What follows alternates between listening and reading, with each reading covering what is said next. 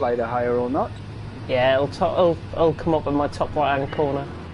When I was watching the Classics F1 the other day, it was a little high, the game audio was, because you couldn't hear the co-commentator that well. I think that might be my TV. Alright. Right, there we go. I've put my TV down a little bit. We should be live, I think. Just waiting for the top right-hand corner to pop up saying that we're live. Or at least somebody can check and come and view the stream. Yeah, I've got the notification, we are live. We are definitely live. Good evening everyone and welcome to CRC LMP3. We are here for round 3 of the championship as we take in the circuit to Barcelona-Catalunya, or the circuit to Catalunya, whatever partakes in your fancy for that name. Good evening everyone, of course I'm James Hay, going to be taking you the stream, and as you might have heard, I haven't got Professional with me this week. He is unavailable sadly, but stepping in of course is my good friend and co-commentator, it's Ash Richardson. Ash, how you doing? Hello. I'm good, mate. I'm good. It's great to be back with you. Professional at the first opportunity he got, he was desperate to dump CRC and go on iRacing, so he's doing 24 hours of Le Mans. Quick to get the first slate in there straight away. First minute of talking, we've got to do that. No, he's had this plan for months, and he's recently made the switch to PC, which is why he's not racing this season. He plans to come back for season 6 and race ACC, but for now his time's going into iRacing, and the 6 teams with him and Zandamar as well. Zandamar is missing this evening. They're on the same team doing iRacing Le Mans, so it'd be nice to see how they're getting on later on. It's not a bad excuse to to miss the race, to be honest. Yeah. 24 hours of Le Mans, I think. I've been watching the first 6 hours. It's broadcast on the iRacing YouTube, and I've been watching that, and it looks really, really good, to be honest. And I'm not sure if they're in the top split or not, but certainly like the likes of Team Redline have been featured in the main split that I've been watching, and it's unreal to see the level of talent. I think there's something like 9,000 drivers competing in that event, which is absolute madness. Not only that, you know, when they're paying such a fee for such a service, they're going to be putting time into it to make the most out of it. It's one thing that console leagues struggle with is people who aren't really committed, people who just, oh well, I had a bad race, I took 5 people out, so what, it's just a game. But some people really put a lot of time into these things, and when they do get aggrieved by things like that, they're very upset. Just because they're paying for iRacing versus they pay for the game on the console, they're still putting the same amount of effort in. But CRC does a really good job of filtering those drivers out and saying, look, if you want to behave like that, this isn't the place for you. And that's why I think this is the league I've stayed the longest in. So, I haven't done more than 1 season in a league other than casual leagues in F1 back in the day. And I've stuck around here because there is definitely a group attitude of, hey, look, that's not on, this is how we want to race. So we saw the big accident from Speed Switch Turn 1 in Algarve. He did get a reprimand, a penalty for that and his rejoin.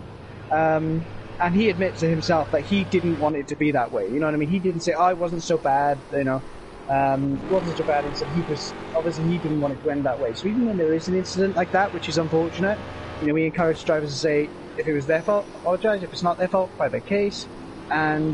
But he's unhappy then because everyone's race, or a lot of other people's races, are ruined, and that's the attitude that we look for here. So it's really impressive the way Alan has gone about that, picking these drivers. But I think speaking of Alan, CEO and self-confessed dictator, he is racing in Zandamar's place. Never spinning. Perfect timing. Perfect timing, and he's going the wrong way. He's got to be careful. Oh my goodness me. Oh wow. Well, what a return. I don't think we were expecting that, to be honest, on stream. Goodness me, I just want to rejoin him because you were talking about him and I wanted to rejoin. And then he spun through turn 4. He must have got caught on that outside curb towards turn 4.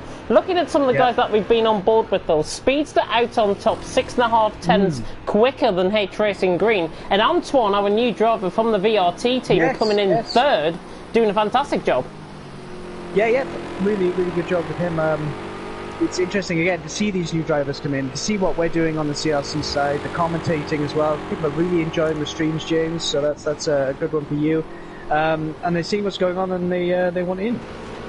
Which is fantastic. I think we've only got 1 viewer at this stage, which might be yourself, but hopefully we can get that stream up and about. Oh, saying that, it's just got up to 2 viewers, so thank you very much to the 2 viewers that are taking an hour and a half out of their time tonight to tune into the stream. We're just on board with Nissim. He's coming around the final corner, turned off on his lap. Speedster has actually gone quicker with a 1:35.8, going 8.5 tenths quicker than H Racing Green. H Racing Green was saying that he could be up there. He was setting 1:35s in pre-qualifying, or certainly in practice. And at the minute, he looks a little bit off the pace, but he is coming around the final corner now. Let's see what he can try and respond with. I think there's a driver just gone into third as well. We'll come on to that in just a second. H Racing Green, though, across the line, does not improve. And it's Darren Sinclair who went third ahead of Antoine. And he's only 200ths off H Racing Green. He's done a good lap there. But interesting, yeah, Alan will now be Nissim's teammate for this round, because, he's been Spencer's car, Rosandamar's car within 5 minutes of the session starting, so cheers, Alan. Reserve driver not wanted at Bulldog Racing Team. And there he is, still damaged, actually. Oh no, wrong gear, right gear. Yeah, Speedster's on fire at the moment at the top of the times. Got another pack grid this evening, Alan just moving out the way there. Yeah, so we're looking at Speedster, H Racing Green and Nissim as the pace setters. Nissim at the moment looking a little bit far down, probably hasn't got a clean lap in yet. There we go. It is interesting to see, here we go, he's 12.5 seconds up through the last sector. James, do you want to take us through? Yeah, 12.5 seconds up and through the final sector. He should be theoretically going in around second. Mile, by the way, has just gone second. The Frenchman for the RRT team, he's just gone second. We'll take you through the championship standings before we get into the race. Nissim obviously is well up there within the standings. He's currently in 9th on 15 points. He's got a car leading him through, however. Not sure who that might be. Is that High Grade, I wonder, just following him in through? Let's see when we come across the line. Nissim across the line. Goals second. Wow. 800ths ahead of ILRT Mile, and that was High Grade, giving him a bit of toll down the straight. And Mile actually must have made, High Grade must have made a bit of a mistake down the straight, because he's 30 seconds off the pace. He's made a couple of mistakes there, that's fine. Maybe a second warm-up lap, but it's interesting also to see who likes the session at what point. So what I mean by that is Speedster's gone out and he's gone on a green track, and he's very happy with his pace. Then we got H Racing Green, I was going to say. He's waiting for the track to rubber in a bit. That's when he's found his pace, and now he's just dropped 6 tenths off his lap time and got within 2 tenths of Speedster. So it's interesting to see how different drivers like different parts of the circuit at different times. You've got Nissim there, was on a flyer of a lap, but only gained 1 tenth in the whole of the last sector, including the toe. So his lap, that's why he's kept going, because there's more time in that lap, but he was compromised into turn 1 because High Grade was on the racing line. I think High Grade was going for a lap. I don't think it was a deliberate block. But yeah, he only gained 1 tenth, so that's why he's carried on. Let's see how much time he can pick up. He's 2 tenths up going into Sector 3, and I don't think this Sector 3 may be put off by High Grade, I'm not sure, just made a mistake himself. He took a lot of curve there, that could be an invalidation actually. Not sure. It's not on the race feed. Oh, he's had a spin though, and he's back into the pits. I think he knew. Yeah, go on. Yeah, he knew that lap wasn't going to be the best possible lap, and obviously with that toe being prevalent down the straight, I don't think he would have gained the time actually in the final sector. He would have lost it rather than gained it, but he's still in third and he's just about to come out the pits as well. Mile currently 4th down. Sinclair I think has just came out the pits as well. I thought we saw Alan up there in 6th for some reason. That came up on my screen. Tiger Kart in the meantime. Oh, there he is. He's coming back in. Currently watching Alan Cavey. What on earth's going on? Speedster's just gone quicker. Speedster goes quicker, 35.8, only finds a little bit of time. I think he's only in fact found about a 100th of a second, to be honest. Yeah. But he's 2.5 tenths ahead nearly of H Racing Green. Just to come on with the championship standings as well, H Racing Green does lead in first on 38 points, and he's got the kids tonight, so he's not racing, he's in second on 33 points. Speedster being H Racing Green's nearest protagonist coming into tonight, second in the first race, 10th last time out in Algarve, really didn't go his way. Looks like he's trying to right the wrongs of last week and already putting H Racing Green under pressure. Yeah, absolutely, and so we've seen how different drivers are adapting to different conditions. Nissim there, he got to the Sector 3, he'd done a couple of laps previously as well, his rear tyres were absolutely boiling by that point, I imagine, and he just overcooked it, got over the curve, then unsettled the car, he was offline, whereas the line he took the previous lap was almost perfect, missing the apex slightly in the middle, but taking a tight line on the exit. Speedster has picked up 4 tenths out of seemingly nowhere. I'm flabbergasted here. How he's picked up, having been top of the tree anyway. He's what he's doing is securing his first place, because he feels that if he can lead from the front, he's going to win the race. He says he feels he's very confident in his abilities, he's very confident in his attitude, and he feels that the incidents are costing him, like it did in Daytona when he didn't get past Racing Green, he made the mistake. So will he improve here? Should do. The line now? Oh yeah. He has. Good grief. Another 3 tenths, so 3.36 tenths. Wow.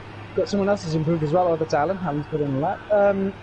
But he says very, very confident in his ability and feels that if he can lead from the front, he's away and he's gone. The incidents are what are costing him, and you can say that he's got a point there. He's very, very quick. Daytona, he went wide, made a mistake, ended up having contact.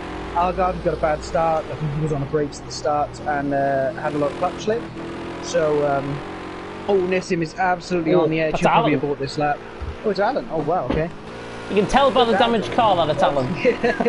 And the stabby steering inputs. Alan is on the pad, by the way, as well as I think Flakey is as well. I'm not sure who else is in the field. Mia Wolf, I think, maybe. I know he has a wheel, but I'm not sure if he's uses it 'cause it's quite late in his time zone. But yeah, so that's his plan basically. Algarve had a bad start and got some issues in T1. Alan is on 80 litres of fuel as well. I just noticed 80? there. So oh my goodness me. Yeah, I don't know what he's doing. He's not that rusty to not know how to use the fuel. Just to point out on something, I think we've had a H Racing Green improvement on time. He has gone 3 tenths behind Speedster now. So again, he's looking for that improvement. He cannot get the improvement though. I think Speedster might have this, with 2.5 minutes, well, just gone under 3 minutes to go in the session. We've got Speedster on top, H Racing Green second, Dan Sinclair in third, Mael is in fourth. I think he's just came across the line to possibly start on a lap, or he might be coming out the pits. Nissim, however, is 1,000th behind Mael for 5th position. He's got a little bit of toe running down the straight as well. Does he improve? He doesn't. This will be his lap though, and I think that again is High Grade ahead of him. Good grief. Those two glued together. But he won't follow High Grade round now because it'd just be too much. There we go, there's the aero wash, Nissim wide, then into turn 2. His compromised entrance and exit. No, I think High Grade's on the lap. Like, if he's on a lap, he has no reason I think to he's just came off one. Possibly, I'm not sure. He's racing qualifying, guys. Oh, I think there's contact there. I'm not sure if it was a backfire or contact. No, I think High Grade probably just let him through there, to be honest. Nissim looking quicker. He is a 10th up. Even though he was compromised in Sector 1, he is a 10th up, which I'm quite impressed with, really. This is where the car made to slip away from him. This is where his teammate struggled with the car. Can he get it turned in? Yes, he does. He doesn't run wide into the gravel like Alan did. Now we've got turn 9 here. This punishes the front left tyre. Can he get it turned in early enough, but not too early because he'll run wide, and not too late because he'll run wide. And there's not a lot of runoff there for him to catch the car and get back on circuit. Heavy braking for turn 10 now. He is 2 tenths up. Good spot there, James. He short shifts from the second gear, trying not to take as much curve this time. That's perfect. Now he's going to run it wide in the middle of the corner here and come back towards the exit. It's like, oh no, he's slightly wider. Maybe that's the faster line into this twiddly, as David Coulthard calls, Mickey Mouse section. This is where you just try not to lose time, cut as much as you dare, and try and hold the lap together. Very, very smooth, very, very delicate, precise. He was very, very, very delicate there. He was just trying to hold on to that time that he's picked up through the first and second sector. It's improvement of 3 tenths. 2,000s off Darren. How close can you get to not going third? And 2,000s is the less than. Oh, there we go. There's the rear tyres. That's his qualifying done. Absolutely cooked they were, but that's the sake of one upshift at a perfect point. It's such a small margin. So he'll be wound up, but also happy about that. It's a cruel game, this racing business. Just having a look, trying to pick up on anybody that's on a lap. H Racing Green, I think, has just started Speedster. Interestingly, he's behind him out on track, so that could be something to watch. Let's go on board with Emmanuel, though. There is a bit of a glitch with Alan continually coming up on my screen, on the currently watching at the top. He keeps on popping up there. Not sure what the glitch is. Hopefully it'll get sorted out. Emmanuel, though, is a 10th up. He's a driver that we haven't actually focused on in this session so far. No. 7th. 3 tenths off one of the ILRT drivers, which is Matter. He's just gone up to 6th with a 36.6. Can he improve in these final 2 sectors? Looking through turn 9, he's looking very clean through turn 9, actually. Bart has picked up an invalid lap. Racing at Home picked up a lap time invalidation as well. And in fact, Emmanuel, 4 tenths down. He must have had slipstream in that second sector for it to be 4 tenths down. Because basically, he's just lost 5 tenths right there. He was a little bit spun. Okay, there it goes. Oh, good catch. Good well caught. He lost some time coming out of turn 8 with a little bit of a back-end step out. But yeah, it didn't look like 4 tenths worth. Who's going to complete their lap here? Antoine goes 5th. And again, look at how close it is between 3rd and 5th. He's only 600 off Darren. Darren is on a lap. Wow. He's just coming up the top of the hill. He's going to be the next one to come across the line. And then it is the Speedster. And that is Sinclair's lap done. Yep, his invalidation has been confirmed in the bottom right on the race feed. So I think we've only got... Who was that going... Oh, there was somebody going into the pits. VLT Antoine is done. So Speedster, can he improve? 35.5. Can he improve on this lap? No, I think is the decisive answer. I'm not sure if he improved that. I might be mistaken. He didn't. So Speedster takes it anyways. 0.3 of a second from H Racing Green. Advantage seemingly to the American over the Brit in the championship standings as well. Darren in 3rd with Nissim in 4th. Good qualifying from the Bosnian. Antoine is in 5th, Mael is in 6th, Mata in 7th. Good lap there actually by Antoine on his debut. Emmanuel in 8th, Tiger Carter 9th, Mia Olaf in 10th. Raced at home down in 11th. A little bit of a shocking qualifying, to be honest, from him. Bart in 12th. Let's hope he doesn't lose his rear wing like in Daytona. Flaky in 13th, Alan Cavagnaro in 14th, and he actually out-qualified high grade. Alan sticking in there, of course, for Zandamar, replacing him here tonight. Gets ahead of high grade. I think he'd be quite chuffed with that, to be honest, but he won't be chuffed by being 4 seconds off Speedster. With 80 litres of fuel, that's going to hurt him a lot, and Speedster is a very, very fast driver, especially in quali. He's holds multiple records on this game and F1 for time trial. He just really can't pull it out of the bag on that one lap pace. Even he says so himself, But you say racing at home, yeah, shocking qualifying for a shocking driver, really. Absolute danger to the field. Yeah, it's shame to see Darren make a mistake there. It was this is the thing with quality, you've got to throw everything at it for those last few laps, and he did, and Speedster did, and didn't improve. So he went for bragging rights. Speedster did as well, but he's already on pole and by a decent margin, so he didn't really need to, but why not? Just drive the car.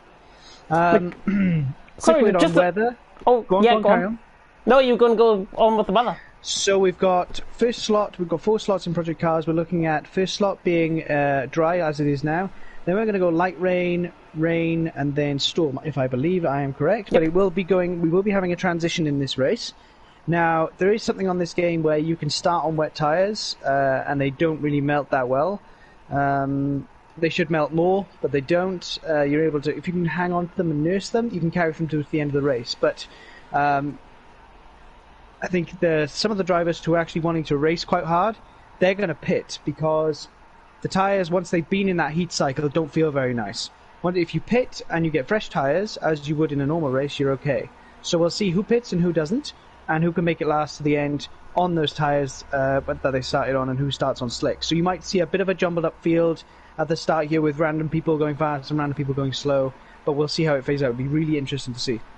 Yeah, just having a look at the comment section there as well. McKinnon for You has joined us in the comment section. He hasn't, his wife hasn't given birth just yet. He's already got 2 kids. He will be having a due date, I think, on July the 26th, if I'm not mistaken. But we are about to get underway for the racing. The 5 red lights are about to go out. The lights are about to go out, and we are green now for LMP3 round 3. We're underway, and Speedster gets a very good start. H Racing Green is very difficult to see who's got the better start on this camera angle, but it looks like H Racing Green is going to have the better start. He's ran the outside of Speedster down towards turn 1. Any late breakers in the background? There's a bit of contact actually in the background. It looks like it might have been Bart and high grade possibly caught up in an instant. You can see a car well off in the background. That is Bart that is ran as a result of high grade, pretty much like Hulkenberg in Belgium of 2018. That's how we can describe it. I saw it in the background. H Racing Green though leads from Speedster in 2nd. Nissim in 3rd. I don't know why we keep on going on with Alan.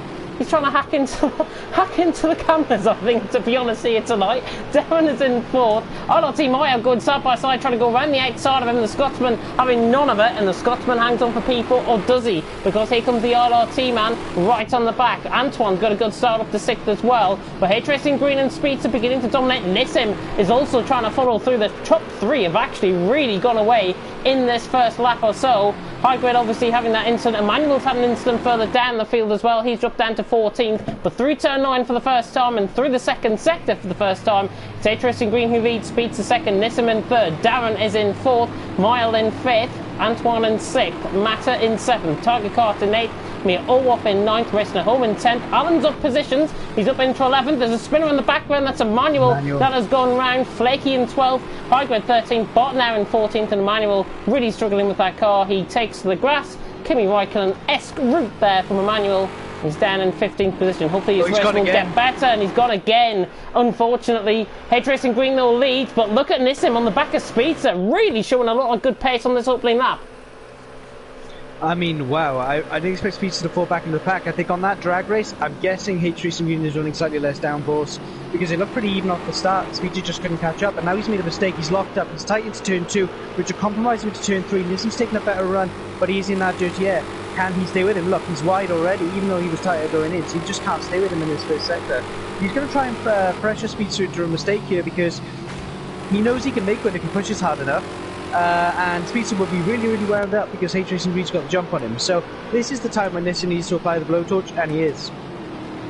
I think that's a great analogy, to be honest. Getting the blowtorch, we don't want to confuse that with anything else. I thought you were going to say something else there, to be honest, when you came out with that. Yeah. Darren, though, in 4th, trying to gain on these guys. He has lost 2 seconds to Nissim, so he's going to have to try and make that up quick. He's got Mile with company as well. But H Racing Green really looking confident out in front. He is leading by a second already. Mia Olwoff has just picked up the first penalty of the night. Not coming up in the race feed, so I'll confirm that with the timings in just a second. I think it'll be a second penalty, if I'm not mistaken. And it is. It's a second penalty, probably for track limits extension there for the Italian. So he's down in 14th. But H Racing Green leads. Speedster in 2nd, Nissim in 3rd, having a good battle. Look at Mile on the back of Sinclair. Sinclair really likes this track in Barcelona, but Mile is looking at him and chomping at the bit to try and get past. We've also got Antoine, and actually there's been an overtake done, which we've missed. Matter up to 6th, Antoine down to 7th. Missed that completely, so Matter must have got through in the early part of the second lap. So Matter through and he's up to 6th on Antoine. Can Mile close down to the back of Sinclair? I think the result of that is no, but there is a big battle going on in the background. Mia Olwoff and I think this is Bart, if I'm not mistaken, running down towards turn 1. I kept on saying Sean last week, and it's Bart. It's definitely Bart, it's not Sean. Sean no longer with us in CRC. Mia Olwoff down the inside low on Bart. This is for 13th and 14th position, and I tell you what, he's creamed him round the outside. Mia Olwoff, brilliant move. And he's up to 13th. Great move. Oh, there's a car off. Oh, we've got a spinner. That's Tiger Car, is it? Yes, you're right. It is Tiger Car. Good spot. I mean, that's fantastic driving there. He spun. He didn't do a Romain Grosjean. He just kept the foot on the brake, waited for the traffic to pass, waited for his start and came back in. You know, if people like Romain Grosjean can literally put his foot down and spin there and spin back into traffic, someone who is, let's say, a PS4 league racer can do better than that, you know what I mean? So it's great to see. That's exactly what I'm saying about the drivers in CRC. We need to see that sort of thing. Bart's definitely got cream there. I'm sure you'll like that analogy. But Mia Wolf in the slipstream, put down the inside. He's gone very wide, he's in the gravel actually. here. Will Bart have a run into turn 10? He may do a dummy. No, Mia Wolf's covering. He won't go for the move here. Oh, he is. He's going to try and go around the outside. Yes, he's gone around the outside here. Mia no Wolf way. had dirt on his tyres. Highgrade's had a bit of a mistake in front as well.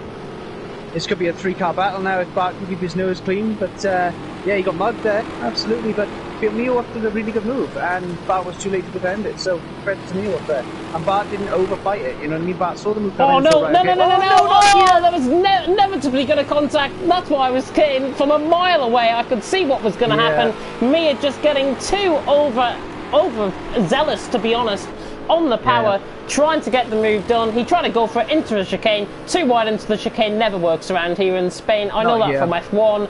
And Mia Olwoff, I think, from a creamed move a lap ago to maybe creaming himself. Maybe something that I will look back on, maybe to improve, I think. Self-cream. Yeah, self-cream. Love the cream analogies. Yeah, oh god, no, I'm not going to say what I was going to say. Yeah, don't. Family friendly. Yeah, Mia Wolf just, I guess he was just a bit hot in the collar to start the race. Thought he could get the move done there, but it invites you, that chicane does, because it's such a heavy braking zone, but it's just not wide enough there. So he could have waited, maybe got up to the straight for high grade. He'll be kicking himself for that. He'll be really unhappy with that. But yeah, we'll see how it turns out. Bart then to get the position back and is actually still behind high grade at the moment. So yeah, hopefully he drives better than he did here for the TTG Classic F1 race. Oh no, and he goes off track. Okay, maybe not. We'll see him on the grass rally crossing in a bit, maybe. So we'll wait and see for that. Just a bit of track extension, actually, and a very interesting development. Oh, my goodness me. There's a contact there between Bart and Hybrid. I think he got close to him. I don't think there was contact, but Speedster, in the meantime, for the battle for the lead on the back of H Racing Green. And it seems to me that Speedster has just suddenly came alive, sets a new fastest lap of the race as well with a 38 flat. There is a battle going on in behind as well. Mile trying to catch up with Darren, but stays as it is towards turn 1. But this is the closest the lead has been since the start of the race. Oh, and H Racing Green. Oh, I thought he had a moment there, but he didn't. And Speedster's on the back of him. Could he get him through turn 3? Not quite. Is H Racing Green, though, going to try and back Speedster up into Nissim? I think that's what he might be planning to do, to be honest. At the moment, I think he's driving flat out. I really do think he's absolutely on it. I think Nissim's a bit too far back to pose much of a threat. Nissim did a really good job in those first few laps when Speedster was a little ropey. We all get those pre-race nerves, right? A little bit ropey, but now he's managed to sort of put the visor down, let's say. He's really on it now, and now his pace is coming through, and that shows. H Racing Green didn't make as much of a break as I thought he would. I thought he'd be a couple of seconds up the road, Vettel style, but he's only about a second or so up the road from Nissim, so 2 seconds in fact. And Speedster's closed that gap, and he's closing back in on what he's going to do now is to put him under pressure as Nissim was doing, but H Racing Green's less likely to make a mistake. Problem is, he will have a tremendous slipstream on the straight line parts, but that slipstream also works as dirty air through all of these twisty bits. Look, you'll see his nose watch a little bit wide there. His minimum speed will be lower than the H Racing Green. Well, saying that, H Racing Green's made a small mistake there, or is he looking after his tyres? Well, there's no need to, because we're supposed to be having rain, and as you can see, speaking of rain, the clouds are coming over now, and it's getting a little bit darker as Speedster goes in quite fast to the chicane, but comes out slower than H Racing Green. H Racing Green knows that he can get an exit that's good onto this back straight, make a gap that's big enough, he could actually be able to hold him off. However, he is in the slipstream at the moment, but I do think he's running more downforce luck because that gap isn't closing. Yeah, it's not closing at all. 4.5 tenths a second coming down towards turn 1. I just want to pick up on something that might be happening further down the field. Flaky and Mia Olaf going at it for 8th and 9th position. There was a spinner, and I think it was Matter from 6th position, from 7th position. Yeah, it was Matter from 7th position. It's beginning to rain out on track. Here comes, though, Mia Olaf trying to get another creamed move around the outside this time. And Flaky, can he get the move done? Down the inside in towards turn 1. On the brakes, he stopped it, and he's got the move done. That's sensational stuff for Mia Olaf. He's making these guys look pretty ordinary in behind. But I tell you what, get back to the lead of the race because Speedster is all over the back of H Racing Green. 1/10 of a second separating the top two. The rain beginning to fall. It's still quite sunny out on track, but the rain should impact on this. Maybe within the next 3-4 laps, I'm thinking? It shouldn't be coming this early because if you've got 4 weather slots in an hour, it should be every 15 minutes that they change. So it's actually 5 minutes early the rain is. So this could throw a couple of people off. Not only that, if the rain has been falling earlier, then we will have more water on the track coming into the race. So we'll have even bigger puddles than before, than these people have practiced with. So these guys have done their practice, they've done their race sims, but no one's had rain this early. So the end of the race is going to be much, much wetter than they practiced. So this is going to be really interesting to see who's got their car set up high, who's got their car set up soft, who, like Speedster, has more downforce on, ready for this end of race battle through the wet, and who is running their car slightly lighter, like H Racing Green. So I think if Speedster's not careful, though, he will damage his front wing going into that chicane, because H Racing Green's deliberately taking it slow. That's the wrong word to say. He's making sure he's getting a good exit, and that way he's compromising the entrance to make sure he's long enough away on the straight, which is working for him well right now. But Speed's just all attack, so it could be contacting that chicane soon. We'll have to watch and see. I think Speedster, to be honest, if he's learnt anything from what was the first round of the season, is again we have a bit of a camera glitch with Alan Cavey coming back up on my screen. He really wants to get in on the action, I think. He's down in 7th position, by the way. I just thought I'd mention that. He's doing a phenomenal job out on track. Yeah. But yeah, just to come back onto your point, Speedster, I think, if he's learnt anything this season, it's to be cautious. That's what he needs to be doing. We have seen a side of him already this season where he has been cautious and where he has been in a good fight with drivers ahead of him. And Speedster, I think, has just got to maintain that mentality, possibly to try and get the win. And I mean, a great run out of turn 9, and this is for the battle for the lead. Speedster now around the outside on H Racing Green. Is Harry going to let him have this one? Speedster all the way around the outside on the traction. I think he might just pull this one off, you know, up the hill. Wow. Beautiful, brilliant stuff by Speedster. I said he had to be cautious. That's exactly what he's done. The mentality was there, the finesse move was there. Nissim's round in the background as well with a half spin. Nissim has lost a little bit of time there, but Speedster up into the lead of the race. That's what he needed to do. That could have won in the race right there. Fantastic job, and it's not so much caution. I suppose it's caution relatively, but we're not talking caution as like a normal driver's caution. He needs to sort of, as Max Verstappen did, just take it down a notch. Like, just want it less, and then it just comes easily. You saw there, he gave H Racing Green loads of space. He was right up against the edge of the track. The air ticket was fantastic, and didn't chop across him into the next sector. You know what I mean? This is a side to Speedster that we all knew was there, but it just didn't come out.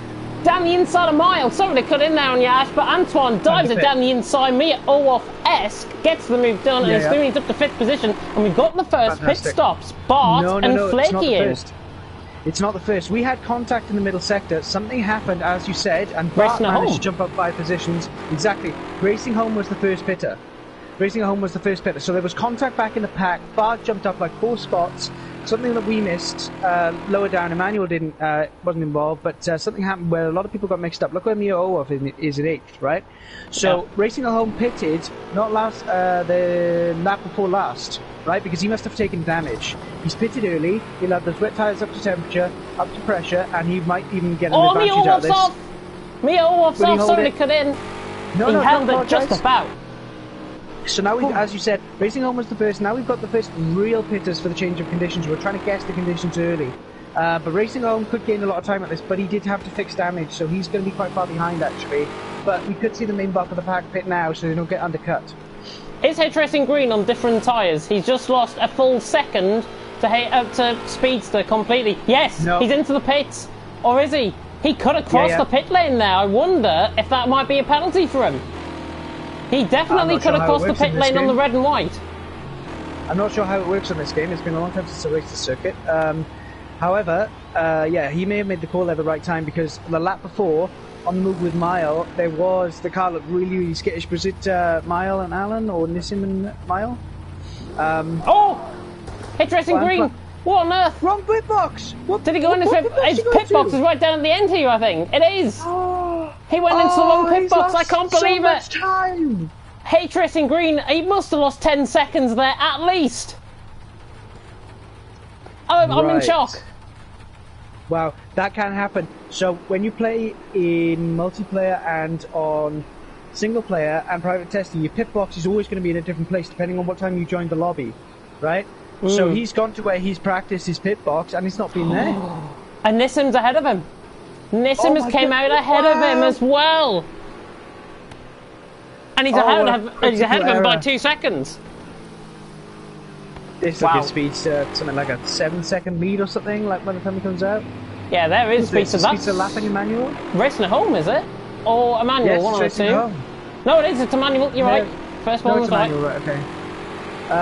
We're not seeing Manuel up to his best this evening because I think he was quite late getting back, so he'd be quite cold jumping on, so he's had a bad quali and a bad race, but on his day Manuel's right up there. But yeah, Speedster's going to pit down. He's doing very well to keep calm on the circuit. Here we go.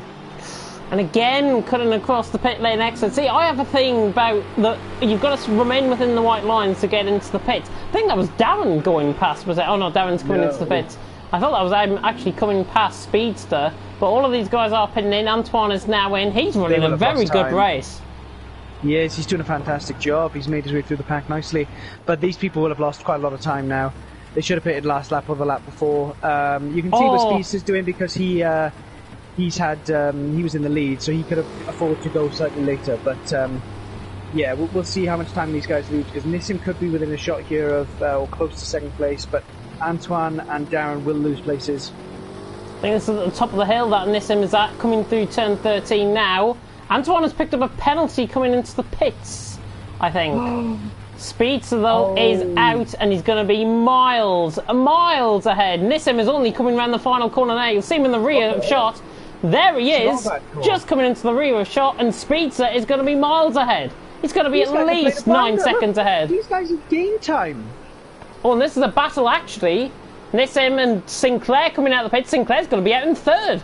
Unbelievable stuff. Wow, that is what happens. And H Racing Green, by the way, just to come in, I think he pitted into Speedster's box thinking they were his mechanics because of his livery that he was running, but it wasn't. It was Speedster's mechanics instead. So that's what happened. Right, okay. Darren's off straight away, look. He's going to get past H Racing Green. H Racing Green inside. At the inside. Yeah. Trying to get the move done. Apologies about the shoddy camera work. I think H Racing Green has got the move done. He has. He's got the move done. Down the inside, through turn 4, gets the move done. And look at how difficult these conditions are. And if you thought this was bad, it's going to get even worse. Yeah, so this rain's going to intensify, and we're going to get storm conditions by the end of this race. It's going to go quite dark. It's going to go quite doom and gloomy, and this water's only going to pick up. Not only that, these cars have a completely flat floor. So if they do hit puddles, they're going to be picked up and spun around like a top. So it's going to be very, very difficult this last part of the race. Nearly like H Racing Green there, actually. And he went wide through turn 9, clearly not feeling the effects of these tyres just yet. Speedster though leads, 7 seconds pretty much the gap to Nissim. H Racing Green in third, Darren Sinclair is in fourth. Mile is in fifth. But how's Alan in sixth? He's getting on Antoine. Do you think he started on wet tyres?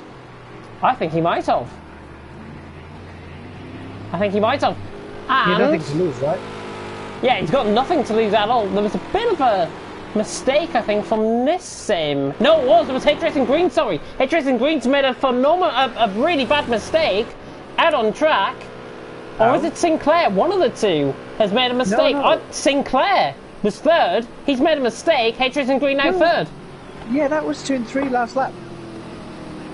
Oh, and H Racing Green's gone off through turn 1 and 2. You can see how difficult these conditions are for these drivers. Goodness me, I'm glad I'm in the commentary box. Yeah, otherwise we'd be sopping wet up there after our ankles in it. But yeah, actually I was wrong with my prediction. Speedster and co, who pitted a lap later, actually gained some time out of that. However, when they came out, those tyres weren't up to speed. They weren't as warm as they wanted them. They went up to pressure. They weren't used to driving on them. So these guys who'd already done a lap were able to take the first sector much faster with more confidence. They'd already done that full lap and were able to make places. Even though those guys gained time, Speedster, Sinclair and someone else, even though they gained time at their pit stops, they didn't gain position overall because they were slow on the way out. So really cool how that's worked out for those guys, different strategies. And the earliest pitter was racing at home, who's gone from 15th to 9th. Yeah, racing at home.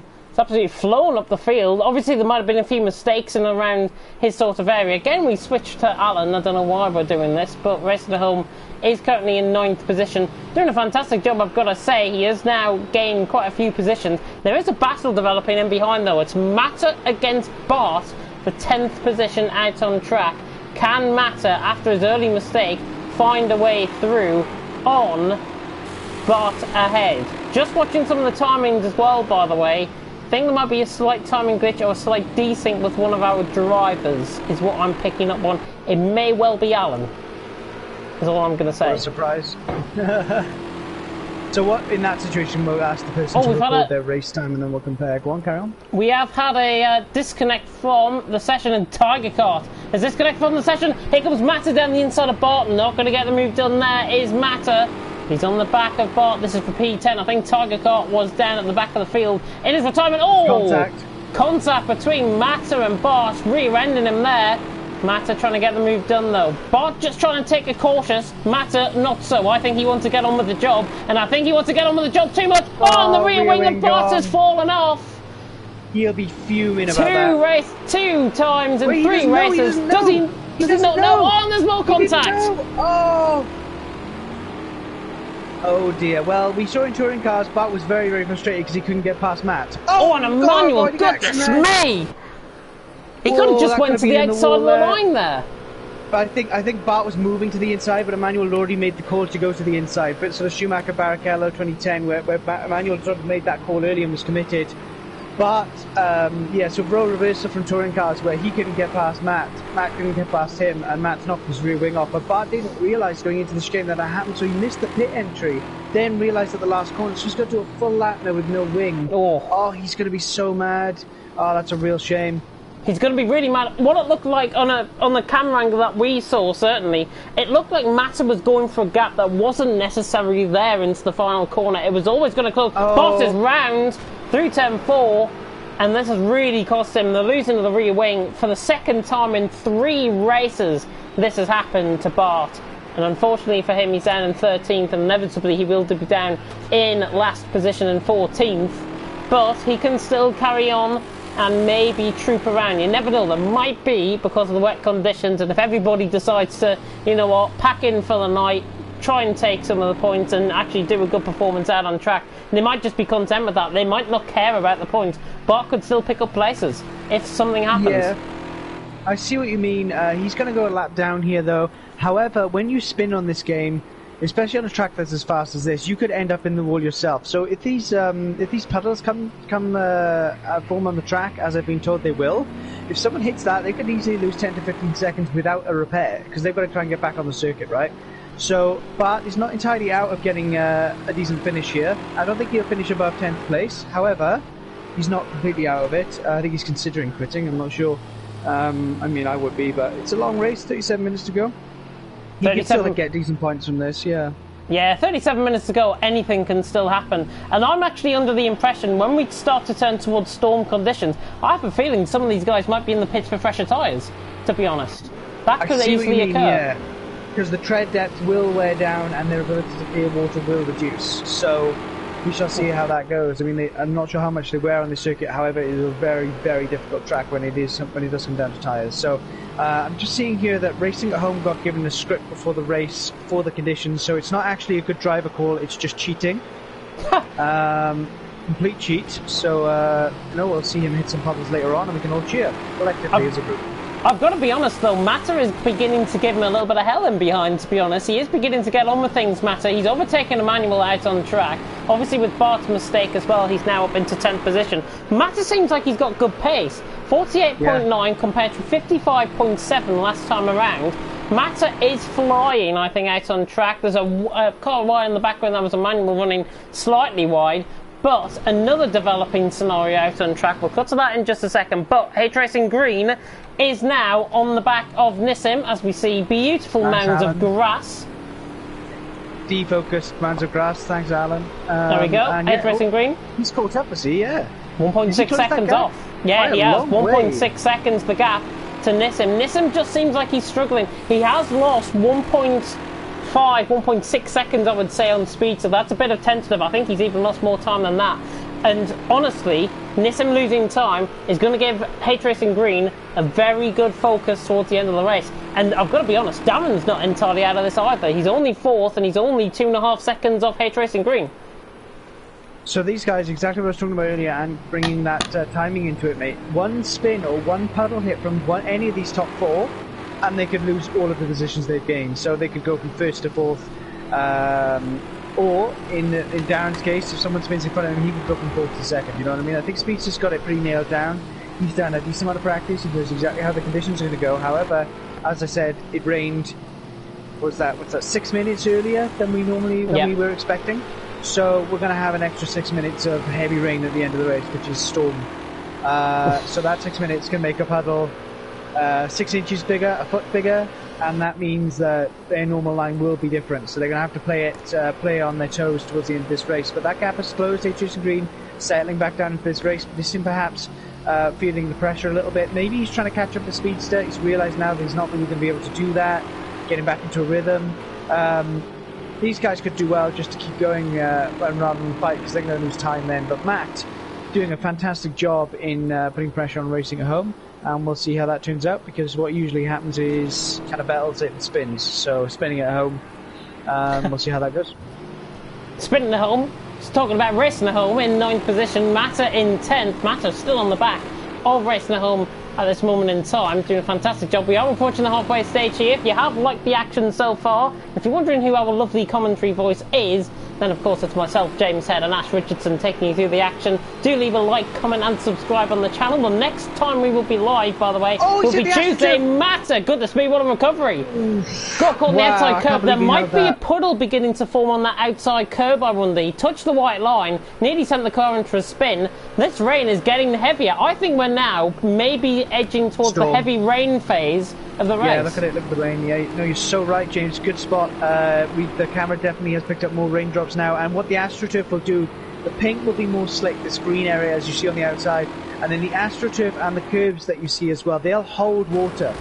Oh, he hasn't got the wiper on, he's probably using roof cam, that's why. They'll hold water, so you touch those in the wrong space, the car angled the wrong way, and that's it, you're going to spin like that. I can't believe Matt held the car there, but I don't think he'll get away with that twice. He will definitely not. You can actually see, if we go on board with parts of the AstroTurf, actually, you can see the water beginning to build up on the outside of the track. So that indicates that this is beginning to get a lot heavier out on track. The rain, certainly out on track. Just got to cut on board though, because H Racing Green is right up the rear end of Nissim, down through turn 1 and 2. They've lost countless amounts of seconds, I think, in the last 2 laps. H Racing Green looking quicker than Nissim. Darren's still not out of this. He's keeping a consistent 2.5 second gap to H Racing Green down there in 4th position. But these two begin to battle, or one of these two make a mistake, it could bring Darren right back into play for a podium.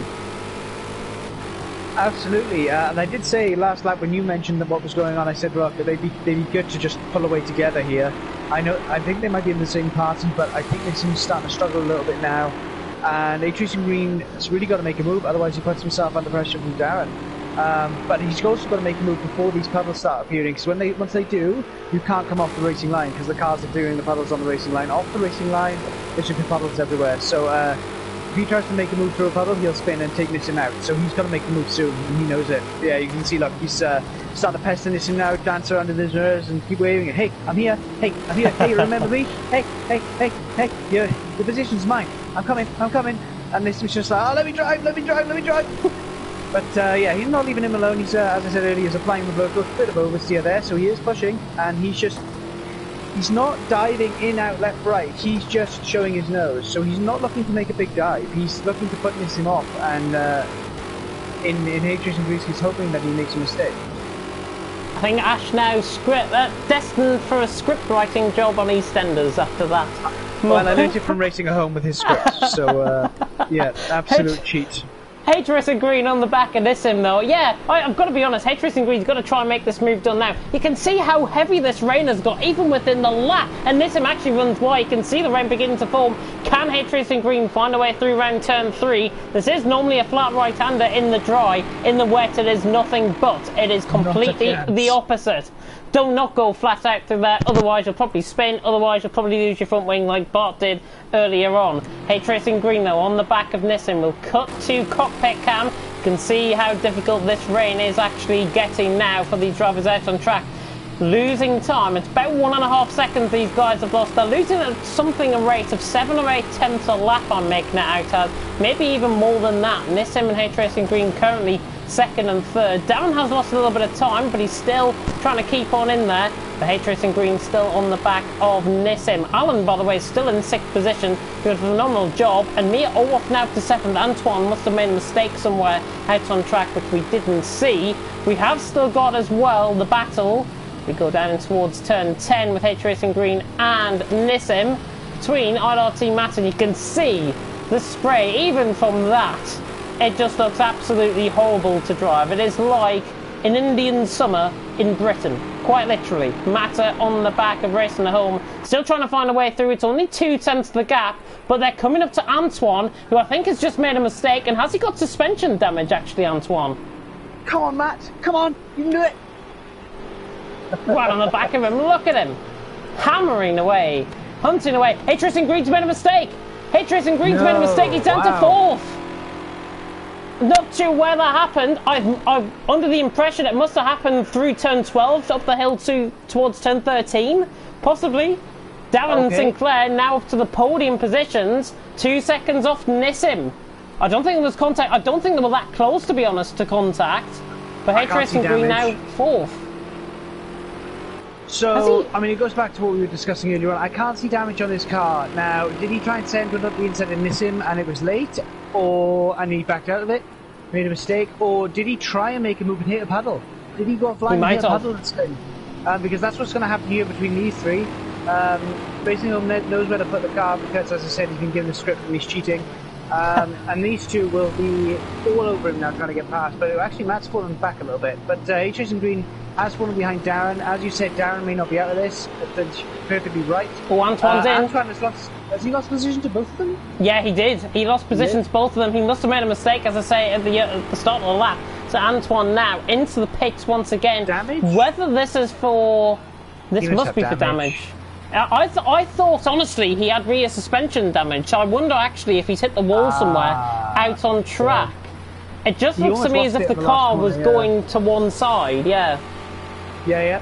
He almost lost it at the last corner, and it's so slow there, you don't usually lose it. So, yeah, possibly he's a bit off centre here as well. Can't really see from that camera angle. They put the thing up. They haven't repaired him. What? I don't understand. They put the lollipop up. Usually they normally do that, and they'll repair the car. It repairs the car automatically. Okay, yeah, they're repairing him then. That's a shame. He was doing so well. See how long it is, actually.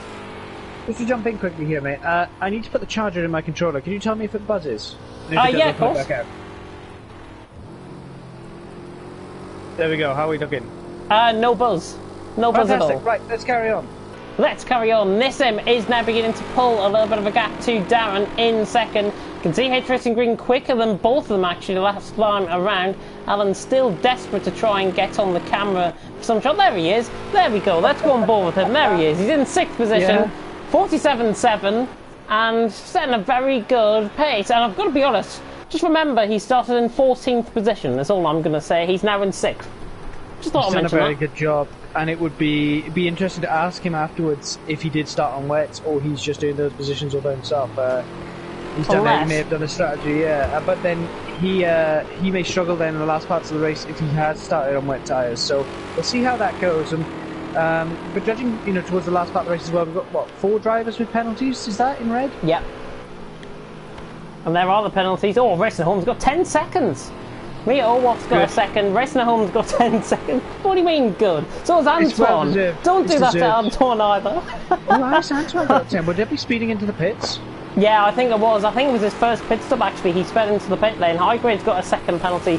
And as you say, Antoine has got 10 seconds as well. I think, honestly, that was speeding into the pit lane. Whether Racing Home was the same, I don't think it has been. I think he's been making a few mistakes out on track. You can still see Matter is right on the back of him. Well, you can't see it at the minute, but now you can see he's on the back of him through turn 4 and now down the hill towards turn 5. Oh, and Matter's lost the back end of the car. Wow. Matter, just a snap of oversteer, suddenly actually out on track. Matter just completely lost that car. No fault of his own at all, to be honest. Just purely lost it, and Matter now might have to settle for P9. I mean, again, there's still a lot of time to go in this race. He did a very, very good recovery, rejoined safely. But the problem is, so when you're close to another car, you lose the front end. That's what usually happens. And we've seen that Matter's been oversteering a little bit into and out of corners. But then he was so close to Racing at Home at that point. I hear spin it. That's Racing at Home. I can hear spinning it. Is it him who's did a manual? Yeah, it is. It's Racing at Home. Unbelievable. Oh, he had a gap. What's he doing? So now I think we're once again. We're definitely in this phase of heavy rain out on track. We're definitely in this phase because the puddles are now beginning to line up, maybe through the apexes of the corners. You can't really see it on the camera angle there, but Racing at Home certainly must have got caught on a puddle or on a white line or something for him to spin the car. Matter now handed just a free opportunity to come back at him and maybe get the move done. Yeah, get out of jail free card. The battle's back on and neither of them have lost positions yet. But when you get that close to another car, it's actually still the rear wing as well. So, oh no, he's done another mistake. Oh, Matt's taking a slightly wider line. Alonso-esque into the next part of the corner. Will he take the wider line? It's on turn 3. No, he's going to try and jump back up the inside as Racing at Home goes wide, but Racing at Home sees it, he stays tight. Could be side by side. Back up the inside. He's going to go back to the inside now, and there's not enough room there, Matt. But no, it was a good setup. Will he go around the outside of this corner? There could be more grip off the racing line here. But it's gone back to Alan. Great. He's trying to go around the outside. There's Racing at Home. There's Matter. Oh, down the He has inside. been down the inside. Oh, Ristenholm's gone wide. This is Matt's position. Surely this is Matt's position, and it is. Down the inside, just saw Ristenholm go off wide on the right-hand side of your screen. Ristenholm now down to 9th. Matt will take full advantage of that and go up into 8th position. Fantastic stuff. Darren, by the way, closing in on Nissim. And he's only 1.3 seconds behind. It was 2 seconds just 2 or 3 laps ago. Absolutely. So it looked like Matt had a rear wing stall when he got up to the back of Racing at Home, which is something I've experienced as well. It's you start to stall the front wing when you're getting close enough, but when you really get up close, you just lose so much aero from your car that the car won't behave the same way. There's paddle on the left there, on the left-hand side, but that's offline, so it's the first one I've seen. Oh, so it's a mistake here, the blue flag. Is that high grade, I think? This is blue flag, yeah. Yep, that is high grade, getting out of the way. Well, Flaky also has been nice lapped. Antoine and Bart have also been lapped as well, I think, and Emmanuel's safe for now. Okay, so Flaky must have had contact in that earlier incident that dropped Racing at Home to the back as well, so he must have repaired his damage in the pits, because I don't see why he would have gone a lap down otherwise. Yeah, great move from Matt there, and it looked like Racing at Home had to release the brakes quite late in the corner. He might have locked up. It looked like, because he looked side by side, and all of a sudden Matt just lunged forward, so really good move. That took all of sector 1 to set up. Really Alonso-esque, where he was just switching the line left and right. He was going wide while Racing Home was going tight. He was crossing the racing line all the time. Basically, I don't know if you've been walking lately in the summer, you've got a wasp around you start to flick it. That's exactly how Matt was to Racing at Home. It's all over the back of him, and eventually ducked and dived Racing at Home to a point where he was on the inside for the next corner and made the move and made it stick. So that was great. But we'll see what Darren can do now, because I know Nissim's a very, very good driver and doesn't bow easily to people passing him. He'll put up a fight for 14th, he'll put up a fight for first, equal amount. Ooh. So we'll see how much of a fight he puts up with Darren. I know Darren's a good driver. A lot of the guys in this field are very, very good now, and it's great to see such good battles going on here at the moment. Yeah, Flaky and Highgrade, by the way, I just saw it down towards turn 1 and 2. Looked like Flaky got the move done. Highgrade has repaid the favour, though, and has got back past him. So Highgrade now back up to 11th. Flaky down to 12th, clearly struggling within the conditions. Highgrade's gone way too deep, he's gone off. And this should be Flaky's move. Unless Flaky has spot. Flaky must have spot it as well. Right, that's where Racing at Home had to release the brakes. So is there a stream going across the road, perhaps? There must be. There has to be. The river? Let's have a look, see if we can go on board with anyone. There. Me or Wolf? There we go. Right, let's have a look. See if we can see it. Would it be better from trackside or cockpit? Cockpit's good, yeah. This will be the corner that's coming up now. So we're looking at maybe midpoint of this corner where Flaky just spun. No, it looks okay. No. But he always understeer there, but that's about it. I don't know, maybe it's the camber, maybe it's the curve, I'm not really sure. But we've seen 3 drivers make a mistake there, so that's a corner to watch as the race goes on. Definitely, and Highgrade obviously now getting back past Flaky. Actually, Flaky never got past, so Highgrade stays in position up into 11th. Flaky 12th. Oh, and actually spin by Highgrade. Contact. Good avoidance there by Flaky. Did he hit him or not? No, like good avoidance. Camera, right? Wow. There's nowhere near him. I think it was about 5-6 tenths off, so there's no contact. Flaky's just purely avoided him. Great no, I timing. meant avoiding him. I didn't think Flaky pushed him round. I just meant that had he avoided him when he spun. Oh, sorry, he did, Flaky, yeah. That came out wrong.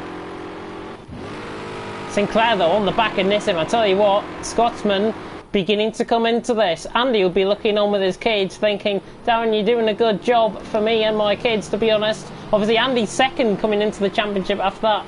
Well, I cannot explain his win last week. It was so good for him last week, and obviously it's a shame that he's not racing, but Darren is doing a fantastic job, and Nissim is struggling. I think you can probably count speeds to winning this I think now.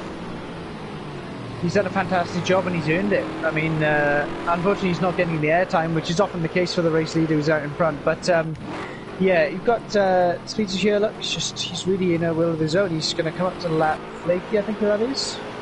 I think you are incorrect. Let's have a look. That's not Flaky, so who is that? No, it's Matt. Wow, is he Matt lapping 11th, 8th place? He is. He's lapping 8th place, my goodness. Matt is going to let him through. I mean, that's impressive. Nice work from Matt. Yeah, Darren holding up the team for Bulldog this week. Andy is at home with the kids. he's having a nice time, but will he be ruining this? Will he be thinking, oh, what could have been? You know what I mean? But yeah, he never puts place anything before his children, because he's a loving, doting father, but he will be thinking, what could I have done? What could he have done? I think, honestly, he could have had a good result once again here this week. Obviously, if he was putting the time in, then obviously he is a big committed member of CRC, is Andy, and he'd be ruining himself missing this. But kids are more important, family time is more important, and I know they've just released the lockdown restrictions there in Scotland, so fantastic, I think, to have. That's and hopefully we're going to be having the 1 metre rule come into force soon as well here in the UK. Wow. That'd be fantastic. I wouldn't get within a metre of racing at home, I tell you that. Well, luckily he is socially distancing from everyone else out on track. There we go. Or just everyone else thinks the same thing, I'm not sure. Sinclair on the back of this. I'll tell you what, manual. He did 55 last lap. Racing at home made a mistake last lap. He's 10 seconds off the pace. Oh, he is. Spinning at home. I think actually he's just made another mistake, if I'm not mistaken there. I like what I did there, to be honest. Well played, well played.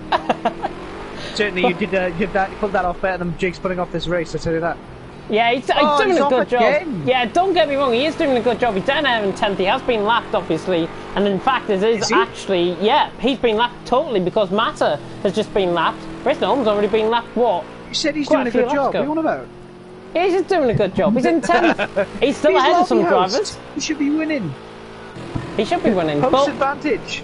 These wet conditions really prove to be very tricky at the end of the day. Speed has just dominated out in front. Nissim is in second. Sinclair, though, is trying to desperately find a way through. He's quicker in terms of lap time. Lap times don't really mean anything, though, to be honest. And I've got to be honest, Sage Racing Green getting closer as well. Quicker than both of them last time around once again. Sage Racing Green's getting back into this. He's only 3 seconds off Nissim. Look at Speedster's last lap. Oh wow! 43.7. That man is on fire, and he said himself, "Look, if I can just pull away from the field, I can win races." And he is way faster than these guys at the moment. Darren is suffering behind Nissim, closed up, and now can't get past. And as you said, that's allowing H Racing Green to close up as well.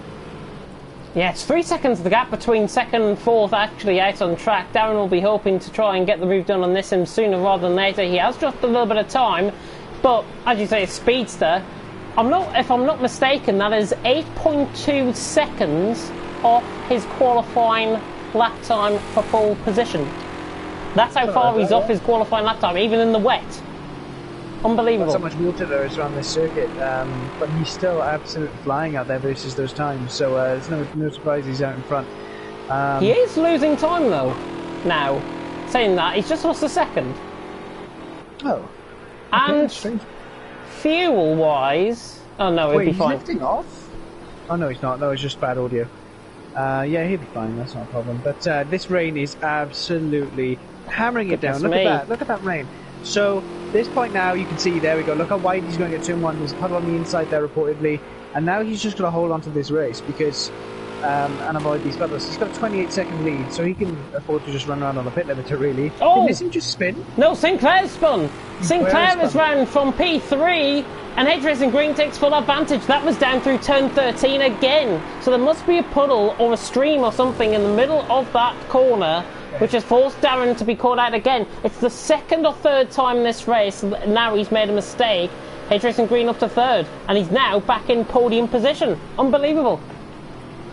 As I said earlier on, you can go from 0 to 0 hitting one of these puddles because it's so hard to recover the car because the flat bottom cars just picks them up, tyres are off the ground and the car rotates. So Darren isn't the first and he won't be the last in this race as it gets into the back end here. Definitely not, and obviously Darren now has got a massive mountain to climb. He wants to try and get to H Racing Green. There is H Racing Green actually out on track. Look at the streaks of the lines going down. Oh, going very wide there, missing the puddle obviously on the inside of turn 5 there. H Racing Green 3 seconds off Nissim, just dropping under to 2.5. Nissim may come under pressure towards the end of this race. Everyone looking good for fuel. Let's have a rundown actually of the field. Speedster 22.4, he is fine. 22.6 for Nissim, he is fine. 24.4 for H Racing Green, he's overfueled slightly but he's fine. Sinclair on 26.1, he's over field and fine. Mael 28.1, we're going higher as we get further up the grid. Right, Mia Olwoff in 6th, this is Alan in 7th with 25.9 litres. I'm not sure why we get Mia Olwoff and Alan's, yeah, that's quite strange. Obviously a glitch going on there. Matter 25.8 litres, Emmanuel 21, racing at home 30 litres. 30? Fueling. Or he's just incompetent. He may have had it set up for fueling, or he's just completely incompetent. But I guess we'll never know. Oh wait, could be a little bit of both, to be honest. Yes. But he's still got front damage. His car's still running hot, so I don't really understand what's going on. If you thought racing at home was bad, Flaky 37.7 litres of fuel. Clearly hasn't got. He must have got a default setup. Yeah.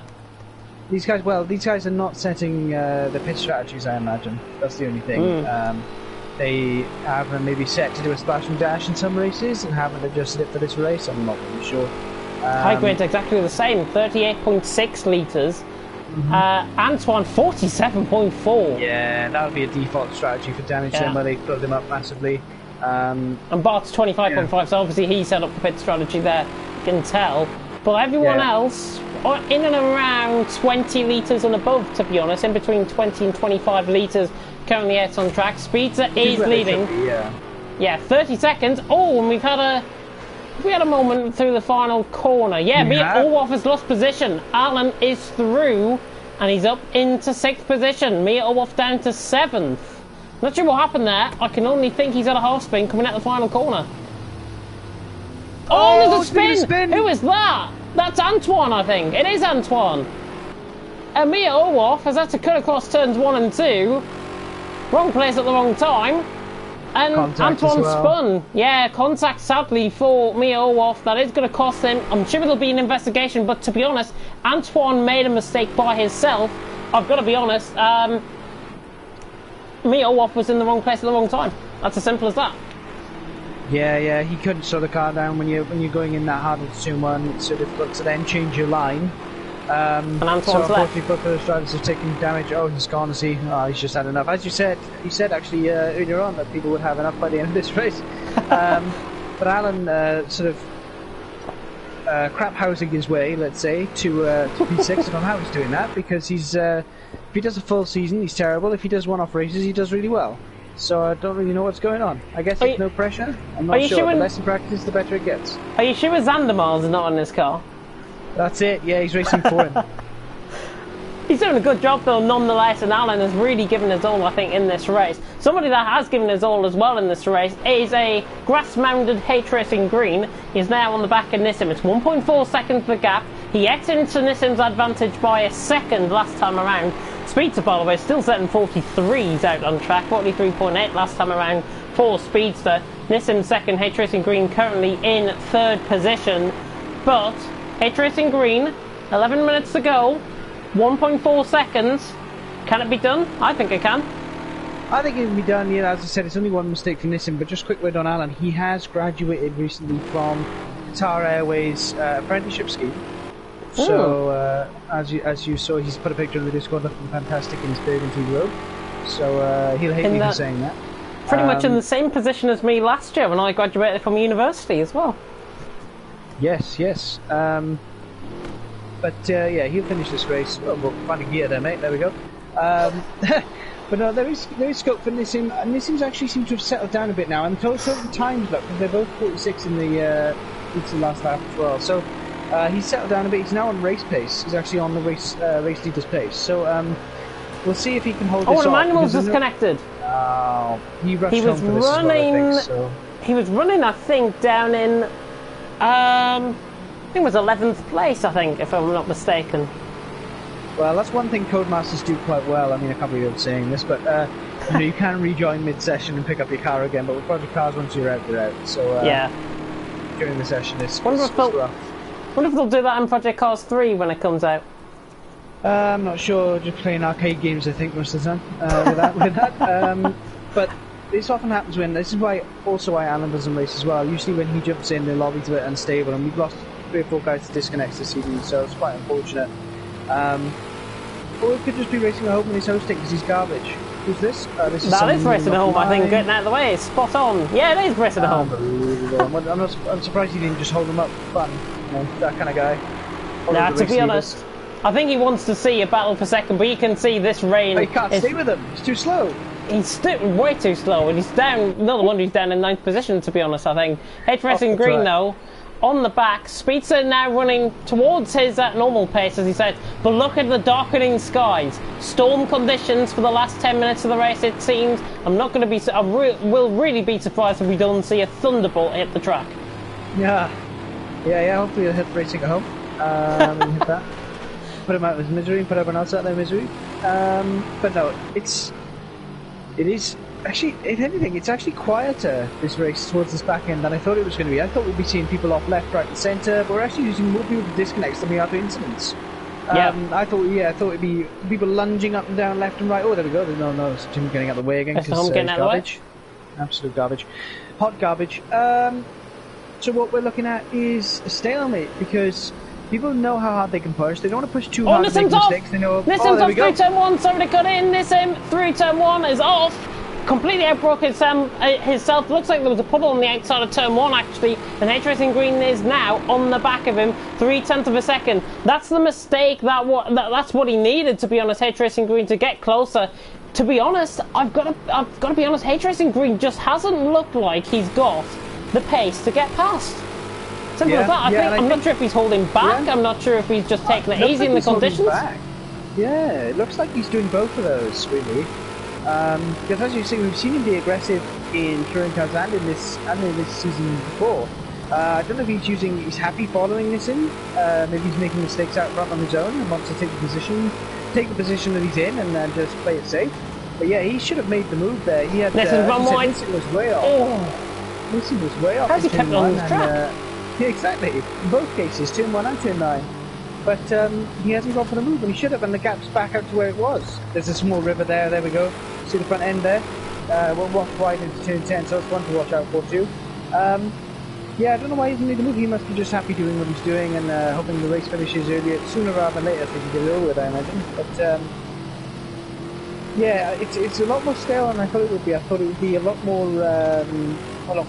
loose and just wild at the start of the session, but it just shows how the drivers are in this scale now and this part of the league. They're very professional. They're not idiots. They've done their practice. They know where to go and what to do, and they're taking it in their stride. I really thought this would flummox a few drivers with the paddles and things, but they're actually doing very, very well. But it's just one driver that's just done a really poor job, and that's Racing Home, really.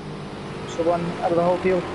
To be honest, he's still in 9th position. Could be on for a good result. We have got a... I've just said that now, and it's probably going to get ruined. Mia Olwoff is on the back of Alan in the meantime. He is getting closer. He's pacier than Alan at this stage in the race. There is 0.4 of a second between H Racing Green and Nissan. Just to come on to that point, actually, you're making about H Racing Green. I think he's been a little bit too conservative because at one point I was going to say Darren was catching, and look at the gap. It's 3 seconds-ish, the gap, with 6 minutes to go. If he remains too conservative and if Nissan makes a mistake and he remains behind him, Darren could still have a play into the end of this race, I think. 6 minutes to go, anything can still happen. And Darren's already showed that he can make that move and he's not cautious to do it. So, but, you know, is H Racing Green being cautious or is he being smart? I mean, time will tell. Nissan had a big moment there on the exit of turn 9. The car was broadside. He almost lost it. But again, H Racing Green just not there. Not there indeed. And H Racing Green just not even close enough to try and get the move. He has now lost, what's that, 2.6 seconds now, the gap between himself and Darren. Darren is still getting closer. In fact, the gap is 2.3, 2.4, hovering around that now at this stage. H Racing Green maybe just taking it conservatively, maybe wanting a podium over anything else. Nissan doing a good job out on track. But at this stage in the race, obviously with the point system, how does it impact on the championship theoretically? Because I think H Racing Green, if he stays as he is, he will be in the lead of the championship, but with a reduced margin to Speedster. And actually, is he going to try and get the move done? Down towards someone, he's getting closer. He's not going to be close enough to hit the puddle. Though look at the spray being kicked up. Nissan making sure his braking point is on perfection this time, and in fact, arguably gets a better traction out of turn 2 than H Racing Green. And once again, Nissan hanging on in there for second position out on track. But theoretically, I think, if I'm not mistaken, H-Racing Green will remain in front of the championship. Speedster, though, will be at a reduced margin behind him. Yeah, and he's taking a point for pole as well, so that's going to add up. And those little margins are what you win championships by. So I'm not sure if H-Racing Green did less practice, or he's not as comfortable, or he's just happy where he is at the moment, pace-wise and position-wise. But this is not usually the drive we see. We do see usually a consistent, thoughtful approach from H-Racing Green. It's not all balls to the wall, but this is more tame than usual, so I'm guessing he's just happy to be where he is. And sometimes it's easier to follow a car, especially in conditions like this, because you go straight through their wheel tracks. Definitely, I think honestly he's just relying on this and not to make a mistake and not to bugger it up, basically. Out on track with 3 minutes and 50 seconds to go. Speedster lead at 34.4 seconds. I will be amazed if he doesn't say that this race was a domination from him out on track when we of course do the driver interviews. When the top 3 comes through, will you invite them or suggest them into the party for me? I can do that. H-Racing Green makes a mistake. H-Racing Green made a severe mistake out of the final corner. He's actually not lost at any time at all, which is remarkable. He got wide on the grass, but now Nissim second, H-Racing Green in third, and Sinclair is less than 3 seconds off the back of H-Racing Green once again. He is still coming into this. Might want a little bit longer out on track. He was wishing probably this was 90 minutes as opposed to 60. Is that 1, 2, 3, 4? Only 4 cars now on the lead lap? Where is Mile? Where is Speedster actually out on track? There's Speedster, no Mile. There's 5 cars on the lead lap. No, there's 7 actually. No, there's 6. Oh, that's a mistake. And high grade, that is. Span on the river, I think. Unfortunate for him. Just got in the way of Miorwolf as well. I'm trying to close down on Alan. Miorwolf has been lapped though by Speedster, so now it's 6 drivers on the lead lap. There is Alan, and there is Speedster. That's the difference between them. I would say, arguably, that's 5 seconds between them, to be honest. And look how much time, actually, being stuck in traffic has cost Speedster. It's cost him 3 seconds. Wow. It's so difficult getting through traffic, especially in cars that are as sensitive. And, H-Racing Green's round! Sorry to cut in through turn 9. H-Racing Green! He was looking good for a podium. 1 mistake, 1 catch of the white line, and he's around, and H-Racing Green might have just lost the championship lead with that spin. Yep, he's almost gone again there. He's almost gone again on that river in turn 10.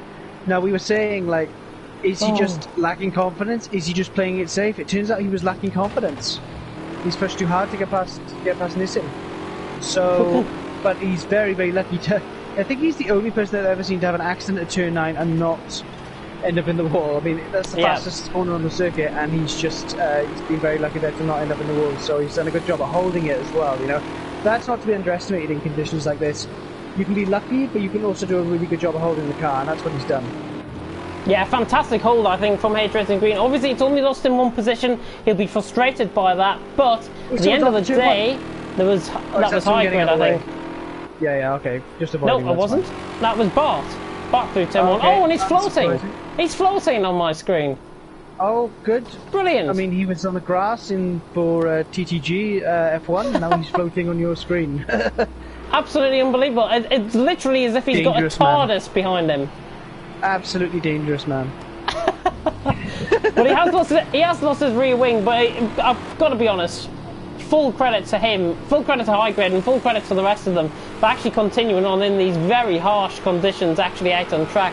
It is remarkably one of only 2 or 3 races. There was a spin around the final corner. Is that a dangerous rejoin coming out in front of... I can't believe Mio avoided him then, because he just spun right in front of him. But then, can he see? But he guess he can see because of the track map. Yeah, Alan's up to 5th, Mio off up to 6th as a result. So good spot there. Mael down in 7th, but Alan's up to 5th. Unbelievable. Oh my god. What? Oh, somebody's taken him out. And that actually is about to get lapped. Unbelievable. I did such a good job. Get out of the way. I really wanted to bully him. God's sake. Honestly, Speedster has done a fantastic job. Nissim's into the pits. Oh, he's on the fuel. Has he? Has he had a fuel? No way. What on earth has happened to Nissim? He's got 2.5. That's enough for a lap. That is enough for a lap. That is enough for a lap. What on earth has happened? H Racing Green's down into third. What on earth has happened? Caught a lucky break there. His pit crew aren't ready. His pit crew aren't ready. That's rain for you. Out on track. I'll try and get them. There he is, into the pit lane. Now. He is going to refuel by the seams of it. Or is he? I don't know what's going on. Answers on the postcard, please. Speedster is coming around the final couple of corners. This is the final lap of the race. Speedster is going to win out on track. And remarkably, with Nissim coming into the pit, I think that now puts H Racing Green back in front of the championship with 3 rounds gone. Absolutely unreal. You cannot write a script. Even Ash couldn't write a script for EastEnders. Speedster coming around the final corner. The American is going to take an absolute dominant victory. A fantastic drive from Speedster. Across the line he comes. He absolutely canters home to win here in Spain. Alan Cavi's finished 4th, by the way, with Nissim still in the pits. What? Whoa. Mia 5th. There's IRT Mile in 6th. Nissim is going to be overtaken by Matter as well, I think. What's going on here then? Has he had a mistake and has got suspension damage? I don't know. Oh, not that, but surely. Anyway. I don't know. Sinclair is coming around the final corners. Great drive actually by Sinclair in the end. The luck has eventually came his way. I'm not going to see the clusterfuck down there at turn 1 because I can just see it on the mini-map. There's a lot of cars in within one space. Hopefully they're doing donuts and not crashing into each other. Darren across the line in 2nd. H Racing Green counting his absolute lucky stars out on track. Nissim has actually DNF'd out of the race and has disconnected, which is remarkable. There's Alan in 4th. There's somebody's wheel as well. We're just waiting for the final cars to come across the line. Bart's already across the line, and it's racing at home. One of the final cars to come around, and Flaky as well. Right. Slow clap for racing at home, everyone. Come on. Medal for participation. Come on then. Here he comes. Here he comes. Oh, come on, mate. I've got round the final corner. Carlsberg-esque livery, I think he's running. Racing at home. Oh, he's not going to be drinking that afterwards. Do racing drivers, yeah. Racing at home across the line and 8. Oh, and that's a good spin there from Racing at home. I'd give that a 2 out of 10. Flaky now around the final corner. Done really well here. Flaky actually took him across the line in 9th position in the end, and he's the final car to come across the line. Nissim, hopefully he will explain what happened to him, but Speedster in the end has won by 46.3 seconds out on track from Sinclair in 2nd, H Racing Green in 3rd. Alan Cavagnaro, take your hat off to him / Sandemar for finishing in 4th position. Mia Owoff has finished in 5th, the Italian. Mile drove well in 6th. He made a couple of mistakes, but drove well. He wasn't on the lead that, but drove well in 6th. Matter in 7th as well. Made a mistake early on, recovered to 7th. Good drive. Racing at home in 8th.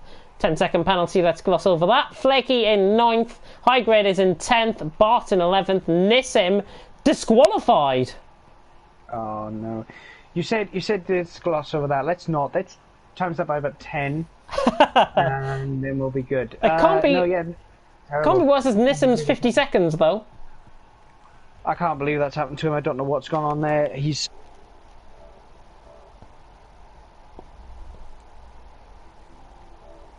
Yeah.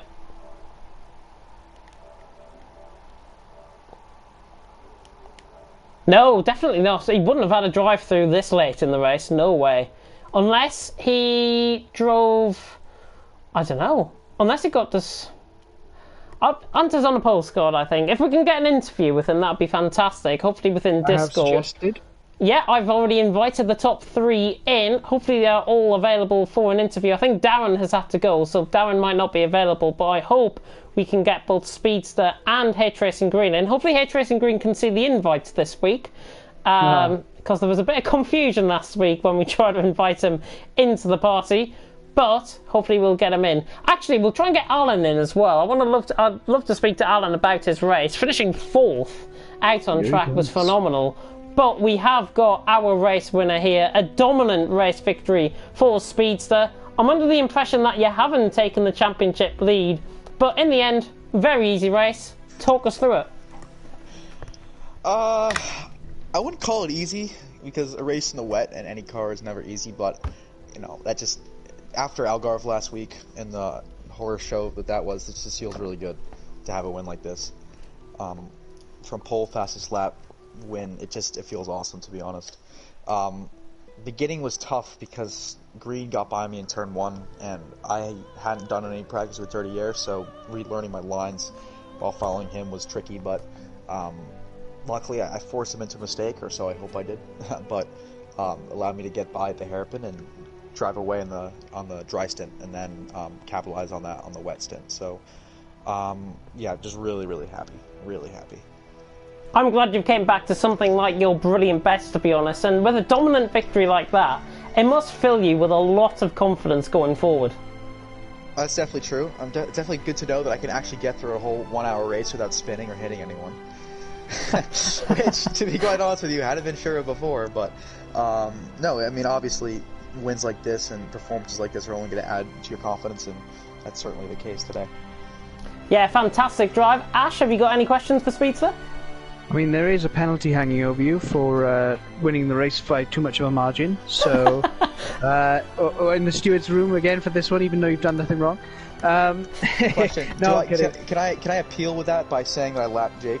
Is there any way? Oh, definitely. That completely reminded. I tell you what, have an extra 20 seconds onto your leave for that. You did a fantastic job, mate. We were saying, like, you've been saying for weeks that if you can just get away, you're going to be able to lead the field, and you did such a good job today. You didn't drop it on puddles. You were actually cool at the start as well, having it gone slightly wrong at the start. You started pulling away from Nissim and made the move stick on Harry. It was just so much room given there. It was a really good move. It was so clean, and you didn't cut across him. You left him enough space, even with the lag bubble as well. Just really good move, and just controlled the race, and just a flawless operation. I'll tell you, going into turn 1, I saw that Harry got a better start than me, and he was probably going to get around. So I let him through, but still, man, God, my heart was pounding as I was going through turn 1. Just please no contact, please no contact. I thought maybe Nissim was going to try to stick on the outside, but once I got through turn 1 and 2, I was able to relax a little bit. Okay, no damage, no incidents, and now we can go focus on getting that position back. So it felt good, that's for sure. And we noticed that I think Jason Green was running less downforce than you because he pulled away off the start, and then you were behind him and couldn't gain anything in the slipstream.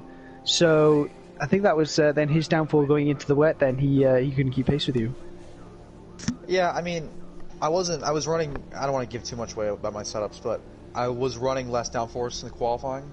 But I knew that in the race and through experience with F1 as well at Barcelona, more downforce usually is better.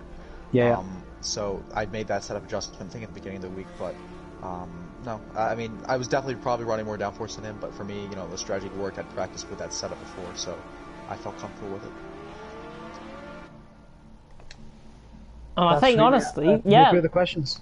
Yeah, that honestly, I think, ends off the Speedster interview. Thank you so much. And obviously, next week we go to... Remind me where we're going next week, Ash, if you've got the calendar. Le Mans, mate. Le Mans. How's your chances going into that? Love the track.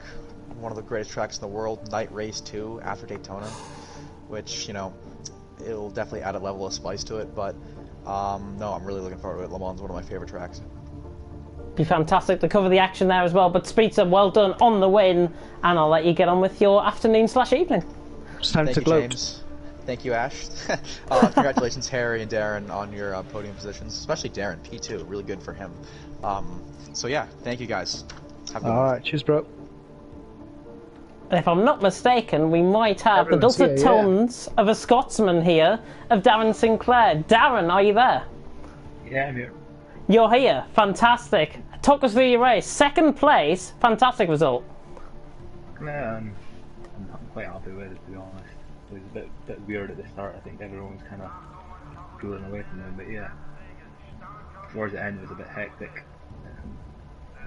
It was kind of hard. I almost binned it. I don't know if you've seen it or not, but it was quite on the track at the end. I think we just about caught the back end of that, didn't you, James? You caught his spin, and he went from second to fourth, or was it third to fourth? And we were just saying about how you can hit one puddle and lose that many positions because it's so hard to get back onto the circuit and you don't know where you're going to spin to. However, this is the mark of good racing drivers where they can just shake that off and go, right, head down, go again. And you kept it together. Now, some guys, you know, even myself, at some points, once something starts going wrong, you just fall further and further down, and you just can't keep it together. Whereas someone with a cooler head like you were like, right, shake that off, forgotten about that now, let's keep it going. You stayed on the track when TTGaming made a mistake, and Nissim made a mistake, and you were back through, and you got that P2. Oh, well, Nissim had his issues actually in the pit lane, but and you made it back through. So it's not easy racing for an hour. It's essentially not easy doing it in cars like this, and it's really not easy when you've got storm conditions. So to only make one real mistake, I think you can be really proud of yourself there. Yeah, I mean, if you told me I was going to finish P2 at the start, I definitely wouldn't believe you, so I'll definitely take it. It's a confidence boost as well, you know. You can see you can go toe to toe with these guys. You mix it up, and even if you make a mistake, they're going to make a mistake, or you can stay with them to be in place if they make a mistake, and you manage to profit off that. So it's something that I always found quite heartwarming, especially when I was starting out a couple of seasons ago here. It was like, oh, actually, this is pretty good. Like, if you think coming into it, oh, I might not take P2, you know, you've got to think of yourself as one of the front runners now. If you can get through that race with decent pace and stay with them and make that move, I think you've done a really good job. And it's just unfortunate for TTGaming what happened there, but you're one of the front runners, and it's good to see different guys up there, you know. Yeah, I mean, from the start, I think the first race was a bit of a disaster from my part, but obviously the second one's a lot better. No, it's like, so I'm moving in the right direction, I think. You're getting somewhere, yeah. No, it's doing a great job, fella. Doing a great job. Cheers, man. And I think Andy's win was fresh in his mind from last week as well. And obviously, I think with a second place here, Bulldog Racing Team can fill up with a lot of confidence going into Le Mans. And speaking of Le Mans, how do you think you're going to get on around there? I'm hardly driven the track, to be honest, so I'm going to have to put in a bit of practice for it. That's alright. It's a fun track to drive. It's just so long that you can make mistakes and then you've got to go all the way back around again. But yeah, it's something where you've got to respect the circuit. It's a bit like a Nürburgring where, you know, you push too far and that's it, race over. So I think someone like you, someone like Andy, people like TTGaming Green, you know, they're going to do well in places like that. Speedster, it will be really, really fast, but if he can keep a lid on it for that long, which previously would have been his downfall, but after this race, he seems to have turned a corner, so he may be more of a contender than previous form. So I just love seeing these mixed up grids. I think it's fantastic that everyone's getting an eye in.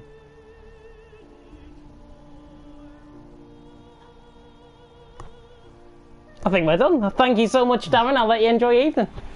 Cheers, man. See you, boys. See you later. And we have also got, I do believe, TTGaming Green with us. Third position in the end of that race. Nissim obviously pitting in very late on. Talk us through the start though, because you got a tremendous start. Yeah, well, I don't know about it being tremendous, but Speedsters have got a bit of a problem with his starts, I think. I mean, that's twice. There's 2 races in a row now where he's been pretty swamped off the start, and I don't really do anything special. Let's plant my foot and let the tyres do it. Really, I don't know. I mean, it's nice to be jumping people off the line, but I think once Speedster takes his foot off the brake off the start, he'll be right up there with us, getting equal starts to everyone else. And then at that point, maybe we'll need a bit more nuance with how to get a better start. But yeah, no, it was good. I was quite happy with it to take the lead into turn 1, because I didn't know what to expect really from the first few laps. Okay. So not a lot of practice, and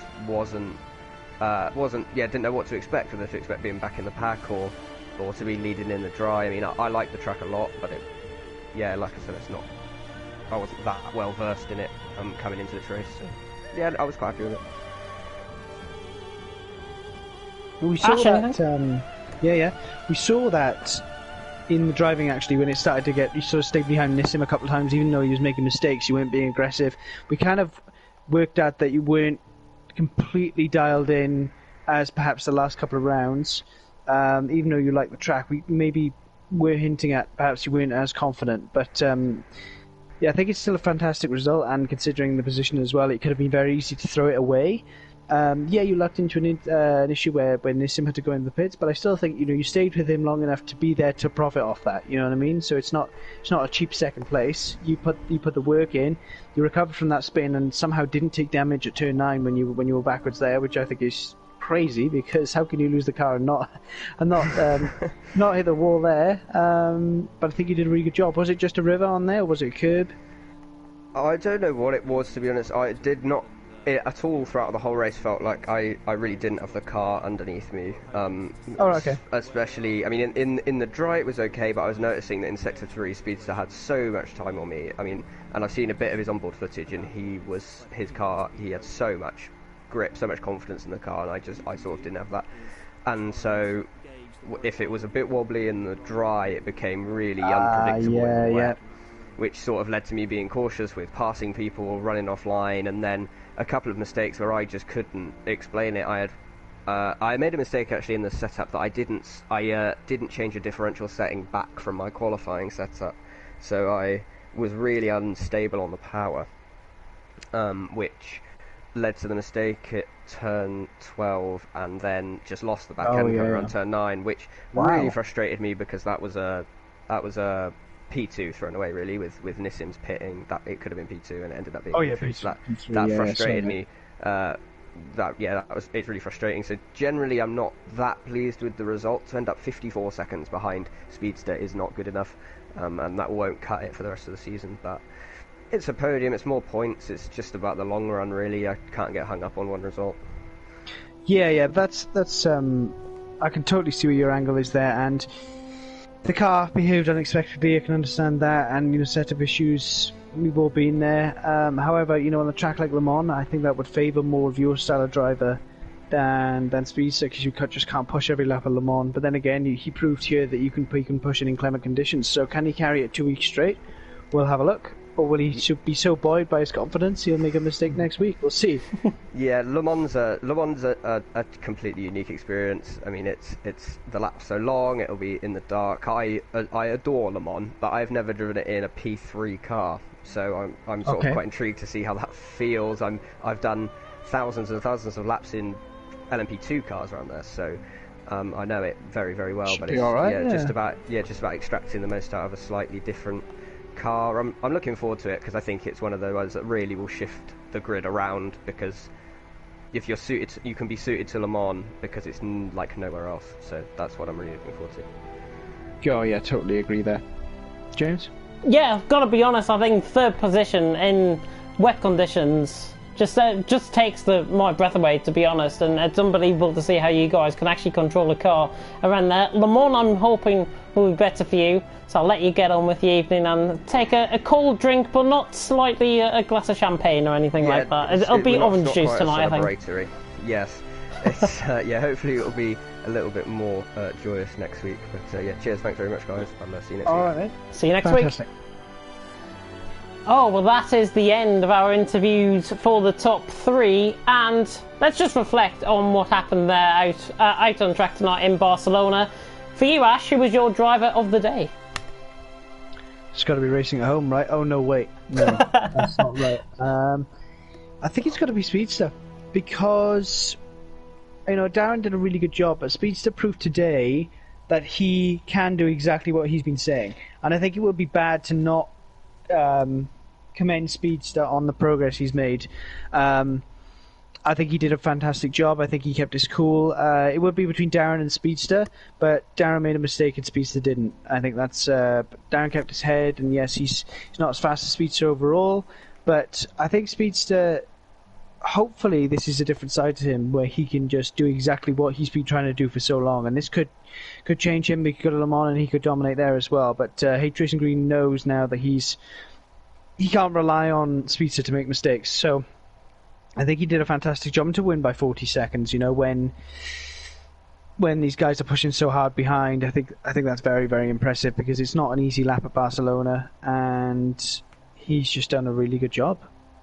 Yeah, he was setting 43 lap times during the race, which was absolutely unbelievable pace. Nearly 2 seconds quicker in the wet than everyone else, which was unreal. I'm going to have to agree. Speedster, I think, is my driver of the day. Fantastic performance from him. Dominant to the fore. And, yeah, Speedster gets my driver of the day. Simple as that.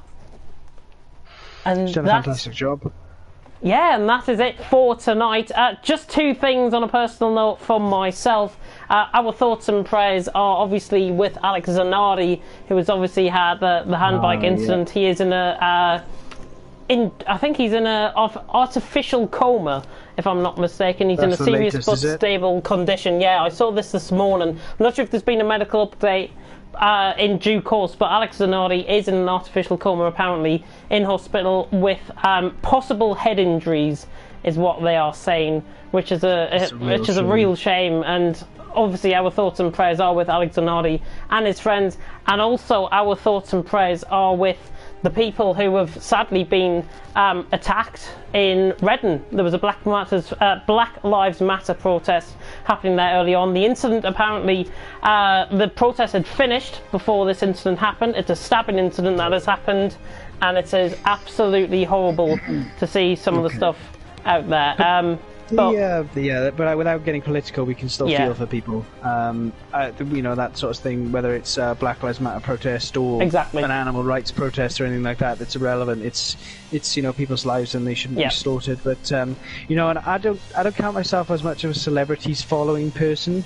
And most, some people jump on the Zanardi bandwagon just because they love celebs and they love seeing as if they care. But when you've got someone like that who is a true pillar of disabled sportsmen, he's been an excellent driver, he's been an ambassador for so many great causes, he's shown so many people who have disabilities that they can get somewhere as well, rebuilt his career, gone on to such amazing success, and then to have something so silly as get hit by a car while out training, someone of that skill, it just shows how dangerous and vulnerable it is to the normal human being, and being that aware. And it's probably a route that he's trained every day since lockdown probably, and there's just one guy and he's come out of the corner too fast, so he's just knocked him off. And it's just such a shame that someone so great can be brought down by such small circumstances, something as small as a car hitting him, in grand scheme of things, if you know what I mean.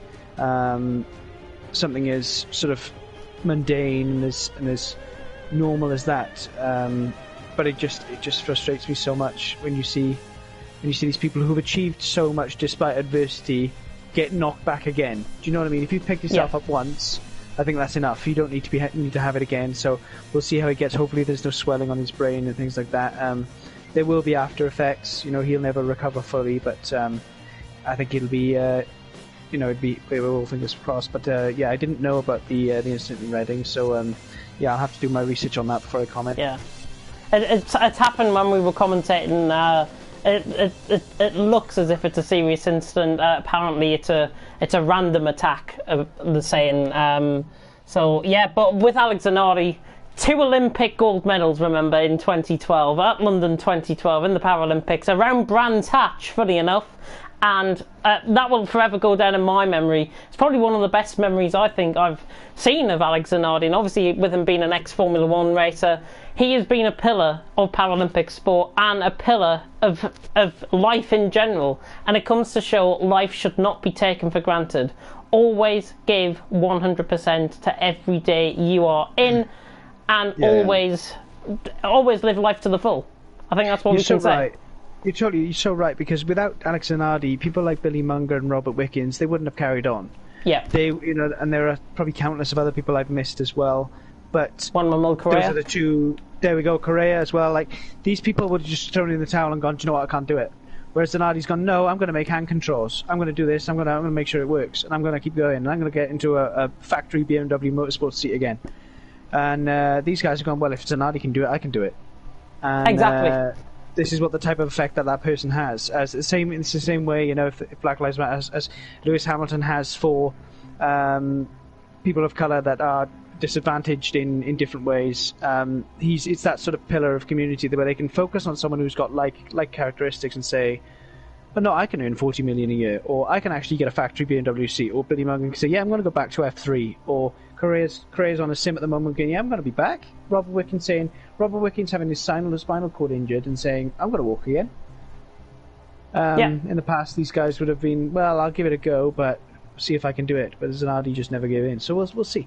So no, thanks for bringing that up, James, and I really appreciate the stream this evening, and it's been a pleasure. It has been fantastic to commentate alongside yourself as well. Hopefully Professional will be back next week for the Le Mans. I would say the Le Mans 24 hours, but it's not going to be 24 hours. It's going to be the Le Mans hour race. Plus 15 minutes qualifying, as per usual, here in CRC LMP3s. But for myself and for Mash, thank you so much for watching.